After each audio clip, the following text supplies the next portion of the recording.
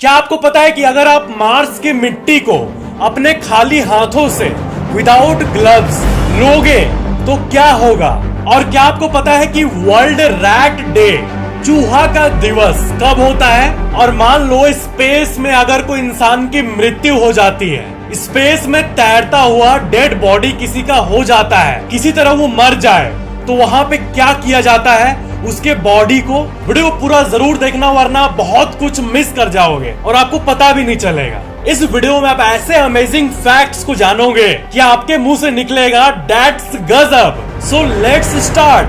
क्या आपको पता है कि एप्पल कंपनी को 42 साल लगे $1 बिलियन के वैल्यूएशन तक पहुंचने में, और वही $1 बिलियन से $2 बिलियन पहुंचने में सिर्फ और सिर्फ 1 साल लगे बस। ये बताता है कॉम्पाउंडिंग के पावर को, यानी जो शुरू का अचीव करना होता है हमें किसी भी फील्ड में, वो सबसे हार्ड होता है इनिशियल, पर एक बार आप पहुंच गए एक अच्छे लेवल पे, उसके बाद वो उतने ही कॉम्पाउंडेड तरीके से यानी और तेजी से ग्रो होता है। जैसे फॉर एग्जाम्पल मैं आपको अगर YouTube का भी एग्जाम्पल दूं, तो शुरू के 100 और 1000 सब्सक्राइबर में जो मेहनत एक इंसान को लगती है, मेरे भी कभी 0 सब्सक्राइबर थे, तो शुरू में जो मेहनत लगती है वो अभी नहीं लगती, बहुत ज्यादा ग्रो हो जाने के बाद। फैक्ट नंबर 24, एक बहुत ही इंटरेस्टिंग सा क्वेश्चन मैं आपको पूछ रहा हूँ, आप इसका आंसर करना। क्या आप सोचते हो कि आप बुद्धिमान हो,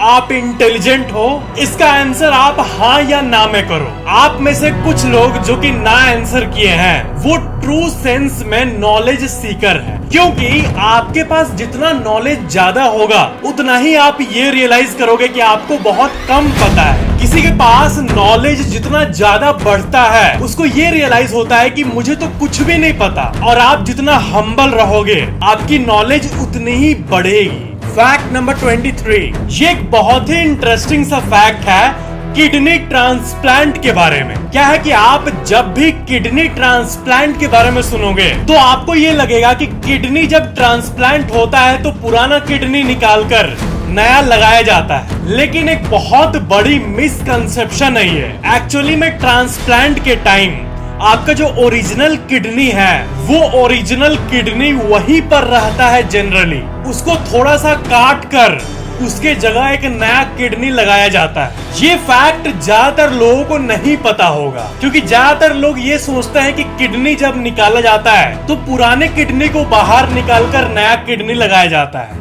लेकिन ऐसा नहीं है। फैक्ट नंबर 22, अगर आप धरती को लोगे और उसका जो 2 हेमिस्फेयर है, नॉर्दर्न हेमिस्फेयर और साउदर्न हेमिस्फेयर, इन दोनों को अगर आप बांटोगे तो आपको ये पता चलेगा कि धरती के ऊपर 90% जो पॉपुलेशन है वो नॉर्दर्न हेमिस्फेयर पे रहती है, और जो साउदर्न हेमिस्फेयर है उसमें ऑस्ट्रेलिया, न्यूजीलैंड, साउथ अमेरिका ये सब आता है। तो ये एक बहुत बड़ा कोइंसिडेंस मानो या फिर ऐसी नेचुरल सी चीज मानो, लेकिन धरती का 90% पॉपुलेशन नॉर्दर्न हेमिस्फेयर पे रहता है। फैक्ट नंबर 21, आपने बचपन में लेजर से खेला होगा, लेकिन क्या आपको लेजर का फुल फॉर्म मालूम है? लेजर का फुल फॉर्म ये है, light amplification by stimulated emission of radiation, LASER, laser. Fact number 20, इंसान के बॉडी के बारे में एक बहुत ही अमेजिंग सी मिस्ट्री है, वो है आपके नाक के बारे में। आपका नाक का एक स्मेलिंग पावर होता है, लेकिन ये पावर एक टाइम पे हजारों गुना बढ़ जाता है। कब आपको पता है? जब बारिश हो रही होती है और बारिश का पानी किसी मिट्टी वाले एरिया को भिगा रहा होता है, तब आपको जो एक अच्छा सा स्मेल आता है मिट्टी और पानी का, इसे पेट्रिकोर कहते हैं। वो जो स्मेल है उसको हमारा जो नोज है वो बहुत अच्छे से सेंस कर लेता है। नॉर्मल जो पावर है नाक की, उससे तो बहुत ही ज्यादा। तो ऐसा कैसे हो सकता है कि एक चीज के लिए हमारा जो एवोल्यूशन हुआ है उसमें नाक को इतनी शक्ति दी गई है, और वो भी बारिश का जो पानी है वो मिट्टी में गिरता है और जो स्मेल आता है उसके लिए? तो इसका क्या सेंस बनता है? इसका कोई बायोलॉजिकल रीजन है, कोई एवोल्यूशनरी रीजन है? तो जी हाँ, इसका एवोल्यूशनरी रीजन है। क्या है कि पुराने टाइम में जो बारिश है वो फसल के लिए बहुत जरूरी होती थी, बहुत पहले की बात हो रही है। और पानी, चाहे वो नदी हो या फिर अच्छी खासी बारिश हो, वो हमारे सर्वाइवल के लिए बहुत जरूरी था। तो नेचर ने ये फाइंड किया कि ये जो सेंट है, जिस सेंट का मीनिंग निकलता है बारिश, वो क्योंकि हमारे सर्वाइवल के लिए बहुत जरूरी है, इसीलिए एवोल्यूशन ने नाक को इस सेंट के लिए बहुत तेजी से इवॉल्व कर दिया। और विकिपीडिया का आप ये स्निपेट देख सकते हो, इसमें लिखा हुआ है कि as low concentration as 0.4 parts per billion, जो कि हमारे नाक के लिए बहुत एक्स्ट्रा ऑर्डिनरी है, उसको हमारा नाक डिटेक्ट कर पाता है। और इसमें आप वही साइंस देख सकते हो कि रेन सेंट को हम लोग इसलिए अप्रिशिएट करते हैं, जो सौंधापन पानी का सेंट आता है वो हमें नेचुरली इसीलिए इतना अच्छा लगता है क्योंकि हमारे एंसेस्टर्स जो हैं वो रेनी वेदर पे डिपेंडेंट थे। और जो कैमल होते हैं वो भी डेजर्ट में इसी पेट्रिकोर को स्मेल करके पानी का सोर्स ढूंढते हैं। फैक्ट नंबर 19, क्या आपको पता है कि हर साल अप्रैल 4 तारीख को वर्ल्ड रैट डे होता है, यानी चूहों का दिवस। क्या 4 तारीख को आपने रैट डे मनाया? फैक्ट नंबर 18, हर कंपनी, हर ऑर्गेनाइजेशन का एक प्रोटोकॉल होता है कि अगर कंपनी में कुछ ऐसा हो गया तब हम क्या करेंगे। एक सेट ऑफ रूल्स होता है जिसको प्रोटोकॉल कहते हैं। तो नासा जो है इसका भी बहुत सारा प्रोटोकॉल है। जैसे ऐसा हुआ तो क्या करेंगे, रॉकेट फेल हो गया तो क्या करेंगे, बीच में अगर कुछ टेक्निकल डिफिकल्टी हो गई तो क्या करेंगे। लेकिन नासा के पास एक चीज की प्रोटोकॉल नहीं है जो कि बहुत इंपॉर्टेंट है एज पर दी ऑडियंस। वो ये कि अगर स्पेस में कोई मर जाता है तो वहां पे उसकी बॉडी के साथ क्या करेंगे। जी हाँ, इस इम्पोर्टेंट चीज की प्रोटोकॉल अभी तक नासा के पास भी नहीं है। अगर कोई स्पेस पे मरता है तो फिर नेक्स्ट स्टेप क्या होगा, इसका कोई प्रोटोकॉल नहीं है। फैक्ट नंबर 17, एक अमेजिंग सी साइंटिफिक रिसर्च आपको बता रहा हूँ। जब आप ज्यादा टेंशन, स्ट्रेस या फिर एंजाइटी में होते हो तो आपका जो ईयर वैक्स का प्रोडक्शन है, यानी कान से जो वैक्स निकलता है, जो गंदगी निकलती है, उसका प्रोडक्शन ज्यादा तेज हो जाता है। जी हाँ, ये रिसर्चेस में पाया गया है कि जब कोई स्ट्रेस या टेंशन में होता है तो उसका ईयर वैक्स का प्रोडक्शन बहुत तेज हो जाता है। फैक्ट नंबर 16, क्या आपको पता है कि जब कोई टैटू बनवाता है हाथों में या कहीं पे भी, तो वो जब बन रहा होता है तब हमारा इम्यून सिस्टम ट्रिगर हो जाता है। उसको लगता है कि कोई फॉरेन मटेरियल अंदर आने की कोशिश कर रहा है और बॉडी में स्ट्रेस का सिग्नल जाता है और इन्फ्लेमेशन भी होता है। तो एक बार जब आप टैटू कराते हो तो ये काइंड ऑफ बॉडी को वीक कर देता है, इम्यून सिस्टम को वीक कर देता है।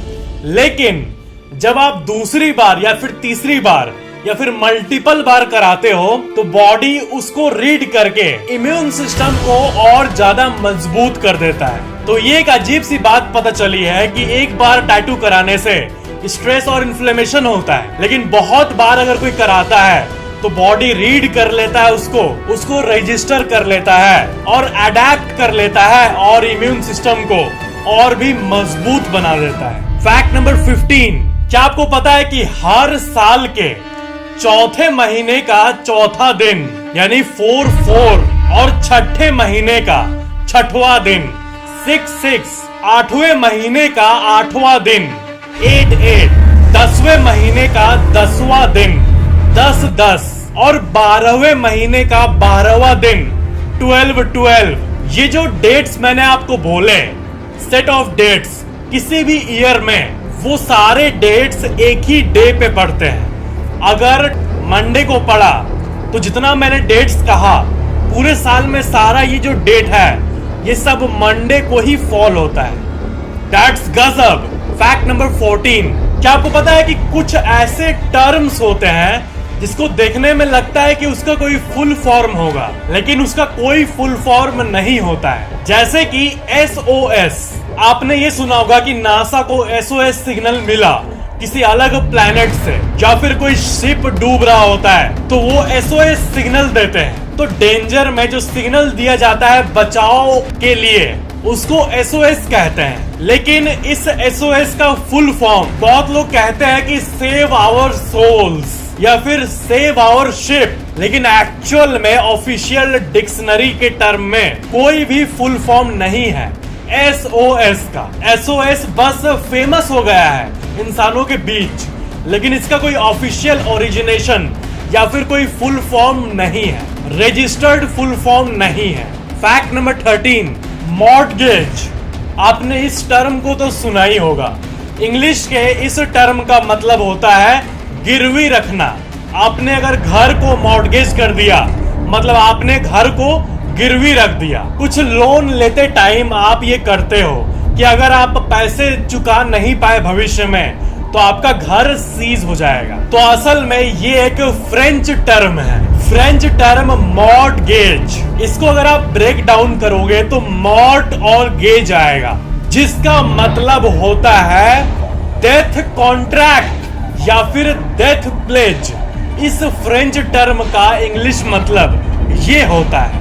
इसलिए गिरवी मत ही रखो किसी चीज को जब तक आपको बहुत ही ज्यादा जरूरी ना हो। फैक्ट नंबर 12, क्या आपको पता है कि ज्यादातर पांडा जो होते हैं वो अपना दिन का 70% टाइम खाते हुए बिताते हैं। जी हाँ, 24 घंटों में 16 से 17 घंटे ये पांडा सिर्फ खाते हुए बिताते हैं। फैक्ट नंबर 11, क्या आपको पता है कि पोलैंड में एक वाटर प्लांट है बहुत बड़ा, जहां पे पानी प्यूरिफाई होता है और वहां पे इन जानवरों का, इन सी क्रिएचर्स, इन क्लैम्स का यूज किया जाता है पानी के क्वालिटी को मॉनिटर करने के लिए। ये जो क्लैम्स है, जब भी पानी में कुछ टॉक्सिक पाया जाता है तो ये क्लैम्स का जो शेल है वो बंद हो जाता है, जिससे कि ये पता चल जाता है कि पानी में टॉक्सिसिटी ज्यादा है। आप इस चीज के बारे में कई आर्टिकल्स को देख सकते हो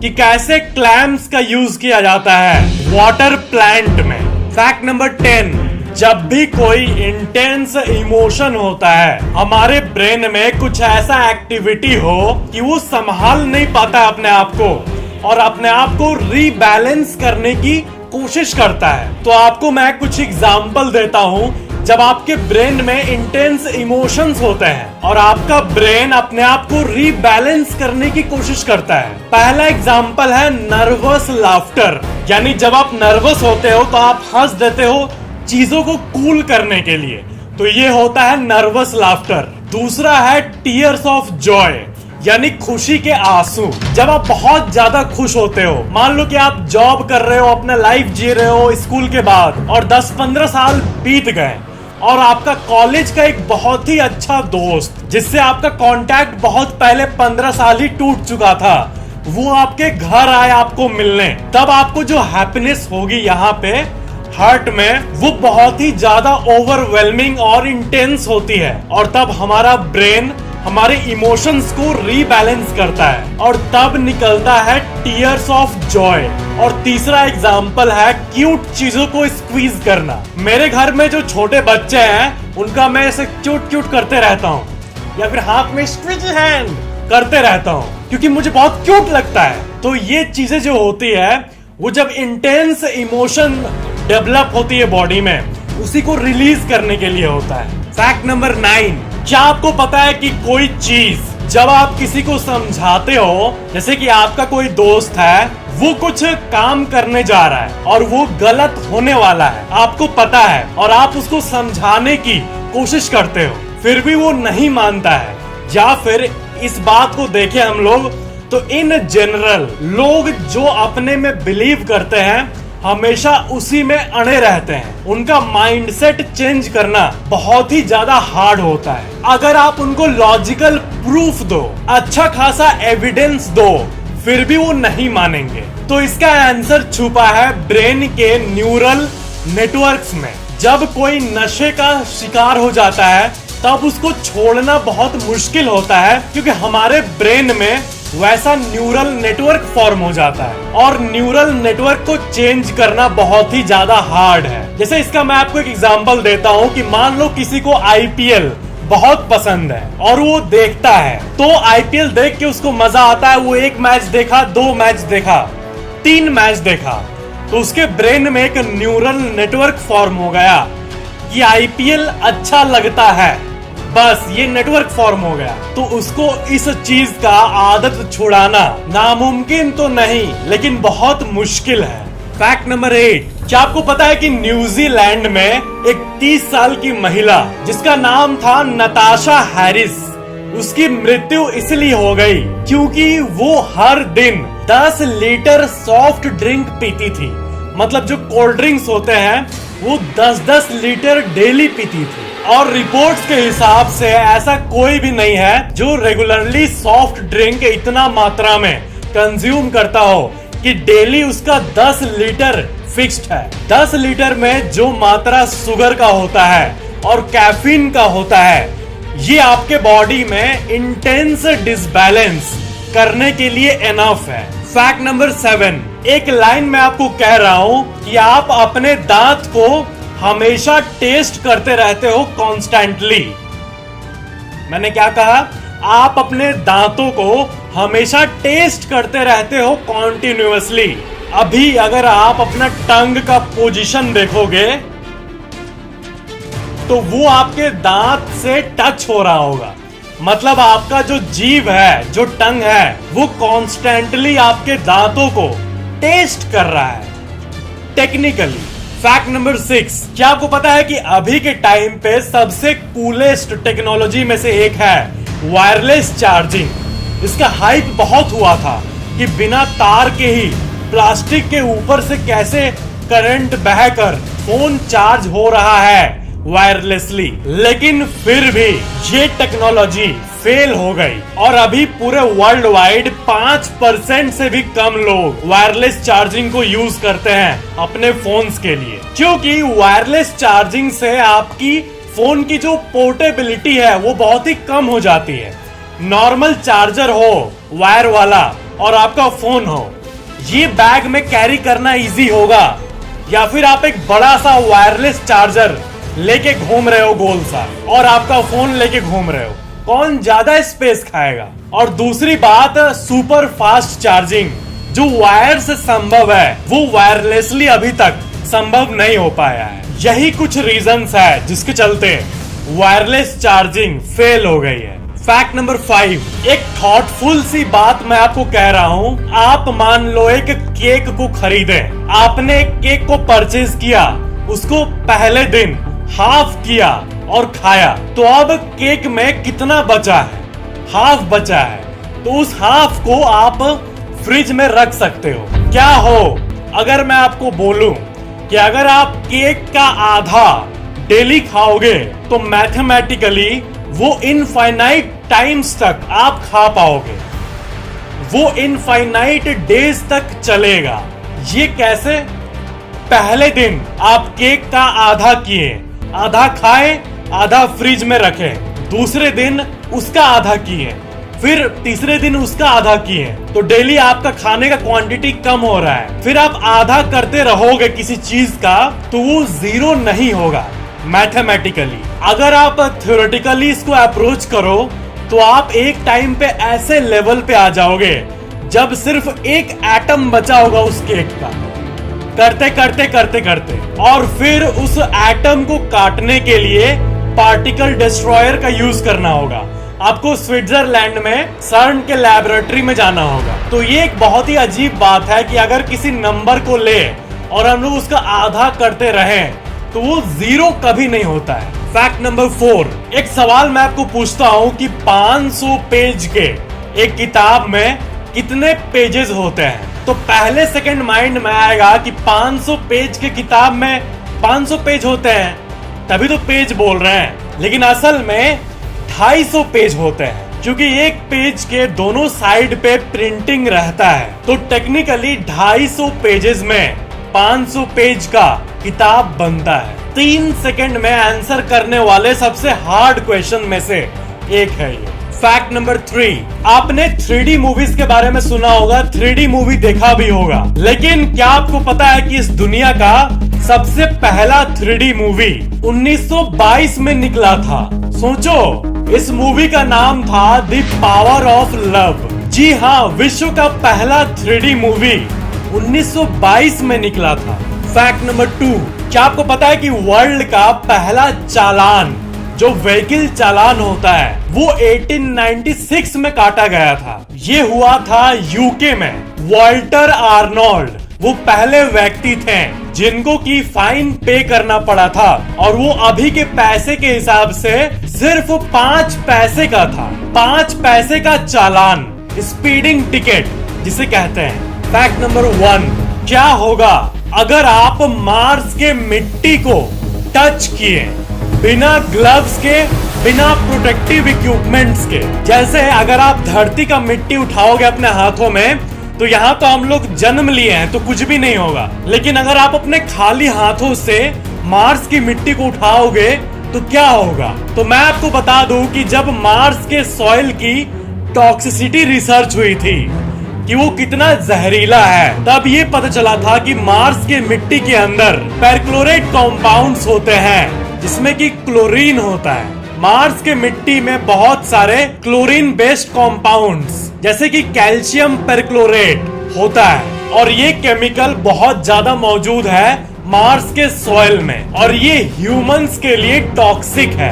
इनफैक्ट ये प्लांट्स के लिए भी टॉक्सिक है। 2013 में एक स्टडी हुई थी इसी को लेकर, जिसमें कि ये पता चला था कि मार्स का जो मिट्टी है वो धरती के प्लांट्स को भी नुकसान करता है, और मार्स के मिट्टी के अंदर ओलिविन, पायरोक्सिन और फेल्डस्पार भी है। धरती में जब माइनिंग होती है तब जो बहुत सारे हार्मफुल केमिकल्स और सिलिकेट्स निकलते हैं अंदर से, वही चीजें नॉर्मल मार्स मिट्टी में पाया जाता है, जिससे कि लंग डिजीजेस होते हैं इंक्लूडिंग कैंसर।